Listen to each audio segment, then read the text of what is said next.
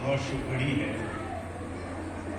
सत्संग का ये पावन दिन हमें आपको मिला है। आज के दिन हम अपने गुरु की शिक्षाओं को याद करते हैं। अपने जीवन में गुरु शिक्षा से हम जीवन कैसे जिएंगे, हमारा जीवन जीने का तरीका क्या होगा, इस बात को जीवन में हम अपने अपने जीवनों में उतार सकें, इसके लिए थोड़ा सा गुरु का सानिध्य, उनकी नजदीकी बातें। आपको आज अपने गुरु के सानिध्य में क्या ऐसा रास्ता मिल जाएगा जिसे आज आपका जीना, आपका जीवन आसान हो। महाराज जी कहा करते थे, संसार में भक्ति को बहुत मुश्किल बना दिया गया है।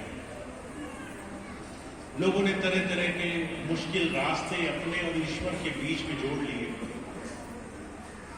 और वो रास्ते हमने अपने लिए इतने जटिल बना लिए कि हम आज भक्ति के मार्ग पर नहीं चल पाते। अगर हम कहें घंटों बैठना ही साधना है, तो आप क्योंकि घंटों नहीं बैठ पाएंगे, आप कहेंगे मैं सक्षम नहीं हूं, मैं इस लायक नहीं हूं, इसलिए मुझसे भक्ति नहीं हो पाती। आप अगर बड़े बड़े जब तक नियम, संयम, व्रत, उपवास, बड़े बड़े कठिन तप नहीं कर पाएंगे, तो आप कहेंगे कि भक्ति मेरे बस की नहीं है।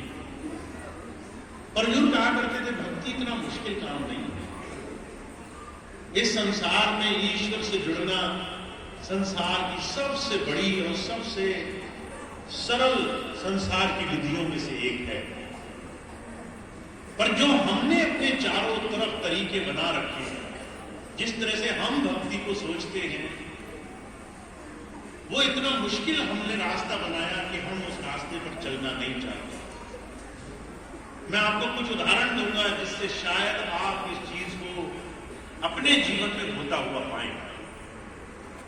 कोई भी तरीका जो आपको अंदर से ये कहने पर विवश कर दे, ये मैं नहीं कर पाऊंगा, वो रास्ता आपको गलत दिशा में ले जा रहा है।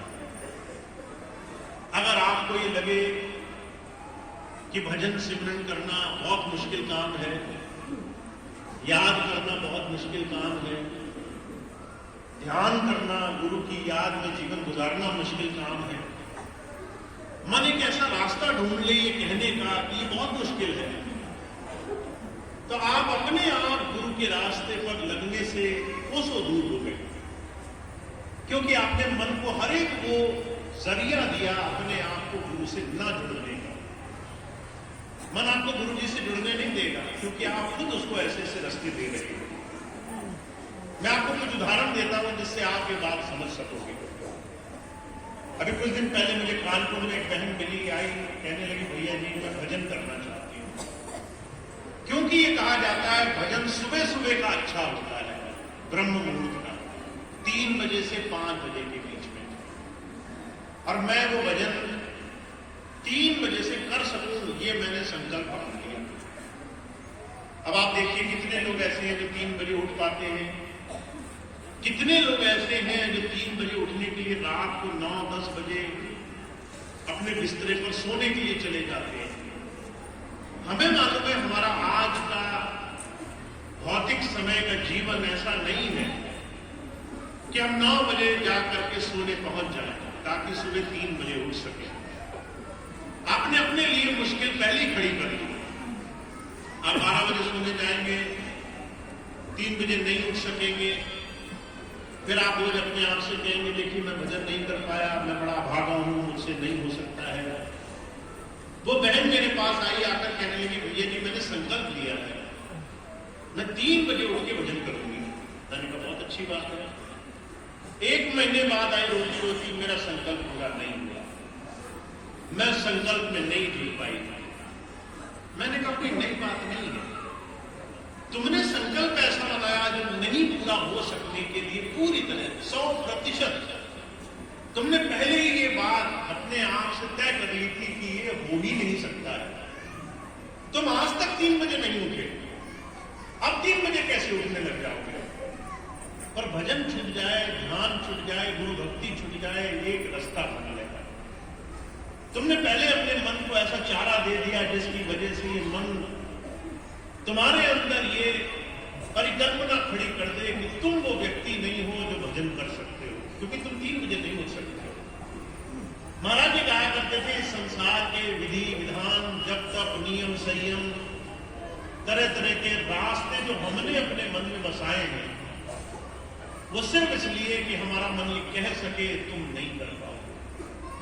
और जितना हम इस भाव को पोषित करते हैं, जितना अपने मन की इस एक छोटी सी आदत को हम और ज्यादा ताकत देते हैं, तुम वो व्यक्ति नहीं हो जो भजन कर सकते हो, उतना ज्यादा गुरु और हमारे बीच में दूरी बढ़ती चलती है। महाराज जी कहा करते थे, भक्ति इतना मुश्किल काम नहीं है। अगर आपको महाराज जी का कथन याद हो, महाराज जी कहा करते थे, भक्ति कुछ होती ही नहीं है, मानवता सब कुछ होती है। इंसान का बनना मुश्किल है, परमात्मा का पाना आसान है। परमात्मा तो अपने आप आता है। परमात्मा को कोई संसार में प्रकट नहीं कर सकता, भजन कोई बना नहीं सकता, ईश्वर से कोई अपनी ताकत से नहीं जुड़ सकता। स्वामी जी कहा करते थे, 100 अंधे हो, एक आंख वाला नहीं जुड़ पाएंगे। एक आंख वाला हो वो 100 अंधों को पहचान लेगा।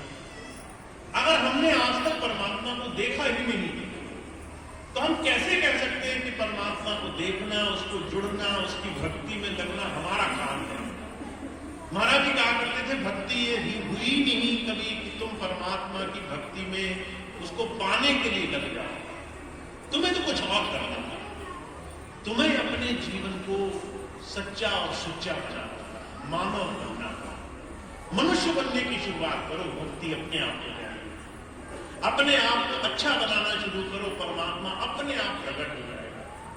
का दिल का हुजरा साफ कर जाना के आने के लिए, ध्यान गैरों का हटा उसको बिठाने के लिए। तुम दूसरों से ध्यान हटाओ, तुम परमात्मा को मत बोलो। तुम दूसरों से अपना ध्यान हटाओ कि तुम्हारा ध्यान तुम में ही समाहित रहे। जब तुम बैठो तो तुम्हारा मन एकाग्र तो हो। जब तुम आंखें बंद करो तो तुम्हें किसी और की याद ना आए, तुम्हें दूसरों की चिंता ना लगे। तुम दूसरों से अपना ध्यान तो हटाओ। हुजूर कहा करते थे, संत आपको बस इतना समझाना चाहता है, ना आपको भजन में घंटों बैठना है, ना आपको भजन बनाने की कोशिश करनी है। कई बार लोग मेरे पास आते हैं और रोज मैं सत्संग में बात कहता हूं, फिर भी वो बात में दोहराते हैं। मुझे लगता है या तो आप मेरी बात कम सुनते हैं या फिर आप मेरी बात को मानना नहीं चाहते। सबसे पहली बात तो क्या कहते हैं, मेरा भजन नहीं बनता। तुम्हारा काम ही नहीं है भजन बनाना।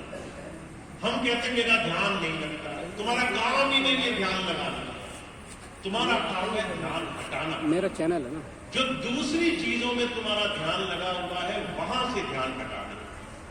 अब ये करने के लिए स्वामी जी ने जिस दिन नाम दिया उसी दिन 3 नियम हमें समझा दिए, जो मैं आपके सामने दोहराना चाहता हूं। जब स्वामी जी से आपने नाम लिया, किसी भी उम्र में, किसी समय, किसी भी काल में आप उनके पास गए, तो स्वामी जी ने कहा, गुरु जी से नाम लेना ऐसे होता है जैसे बीमार का डॉक्टर के पास जाकर के इलाज लेना। जब आप डॉक्टर के पास जाओगे तो आपने कभी गौर से देखा है, डॉक्टर पहले आपका हाल पूछता है, तुम्हें हुआ क्या है, परेशानी क्या है तुम्हारी। तो तुम कहोगे खांसी आ रही है, सर्दी है, जुकाम है। तुम ये नहीं बताते कि तुम्हें दवाई चाहिए, तुम अपना मर्ज बताते हो। जब तुम अपना मर्ज बताते हो तो डॉक्टर समझ जाता है इसे परहेज की जरूरत ज्यादा है, दवाई तो अपने आप हो जाएगी। ये खुद ही गलत काम कर रहा है, इसको दवाई की जरूरत कम है, परहेज की जरूरत ज्यादा है। तो जब आप डॉक्टर के पास जाते हो तो आपको दवाई लिखता है और दवाई से पहले कहता है परहेज जरूर करना। तुमने कहा मुझे ठंड लगी है तो डॉक्टर कहता है ठंडी चीजें खाना छोड़ दो, फिर ये दवाई खाना। ठंडी चीजें खाना छोड़ दोगे तो दवाई असर कर जाएगी। आप डॉक्टर की दवाई लो, घर में आओ, खूब दबकर ठंडी चीजें खाओ, खूब खांसो, खूब सर्दी जुकाम लगा रहे, फिर दवाई को जवाब दोष दो कि दवाई ने तो काम ही नहीं किया, तो डॉक्टर भी उसी वक्त डांट लगा देता है। डॉक्टर कहता है तुमने मेरी आधी मानी आधी छोड़ी, तुमने पूरी नहीं मानी मेरी। दवाई से पहले